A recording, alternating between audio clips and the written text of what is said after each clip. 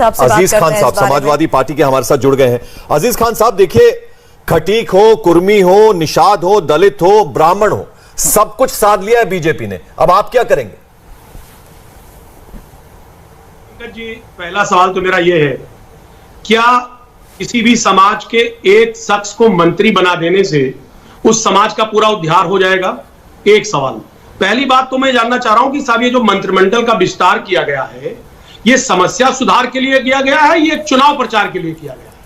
साहब अगर ये चुनावी आंकड़ा है और जो कि सब लोग समझ रहे हैं इस बात को, 15 हफ्ते का वक्त बचा है चुनाव प्रचार में, मतलब चुनाव आने में, और आज 15 हफ्ता पहले मुझे लग रहा है कि 7-8 हफ्ते तो मुझे लग रहा है इन मंत्रियों को बात समझने में लग जाएगी। इस वक्त कहीं ना कहीं उत्तर प्रदेश पर बड़ा भार था। उत्तर प्रदेश की स्थिति बहुत बेहतर नहीं है। इन मंत्रियों को और बना देने से सिवाय भार बढ़ने के अलावा और कुछ पंकज जी नहीं हाथ आएगा। एक बात मैं जानना चाहता हूं, क्या जितिन प्रसाद जी को बना दिया गया मंत्री, क्या ब्राह्मण समाज का उद्धार हो गया? सारे लोगों का जो समस्या था वो समाधान हो गया उसका? तमाम ब्राह्मणों की हत्या हुई, क्या सारी समस्याएं समाधान हो गई उसकी? दलित समाज में पलटू राम जी को बना देने से उत्तर प्रदेश में जो दलितों की हत्याएं हुई हैं, सर बेचैन तो हो गए ना आप? सर थोड़े बेचैन तो हो गए ना आप? जी सर मुझे मौका दे पंकज जी।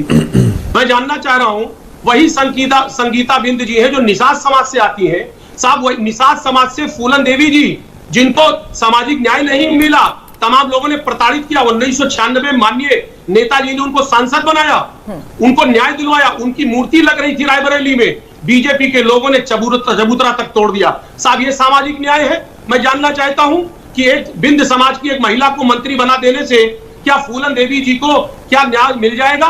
क्या उस समाज को न्याय मिल जाएगा? नहीं। आज सामाजिक न्याय की लड़ाई बीजेपी नहीं लड़ना चाह रही है, ये चुनावी लड़ाई लड़ना चाह रही है। ये चुनावी सिगूफा जो छोड़ करके कुछ मंत्रियों को बना करके आज एक सिगूफा छोड़ा जा रहा है। साहब देखिए, बीजेपी के पास जमीन जो है।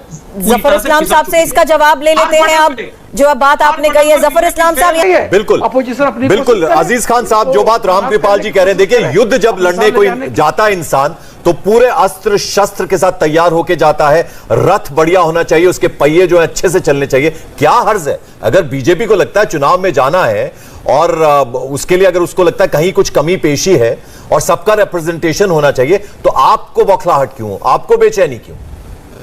देखिए पंकज जी, रथ बेहतर होने के साथ साथ, पहिया बेहतर होने के साथ साथ रथ भी ठीक होना चाहिए।